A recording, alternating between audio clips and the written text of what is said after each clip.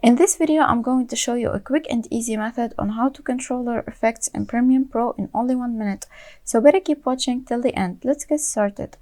So first, let's go and apply our effects. Let's search for the blur effect. For example, we're gonna choose the camera blur effect and drag it all the way down to our video. Then we're gonna go to effects control, and if you don't have the panel, it's okay.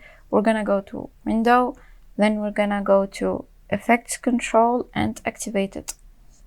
Then we're gonna scroll all the way down till we see the name of our effects, which is camera blur. Here we can choose the percentage of the blur. Let's make it really blurry. Then we can choose which side to blur. Let's say this side.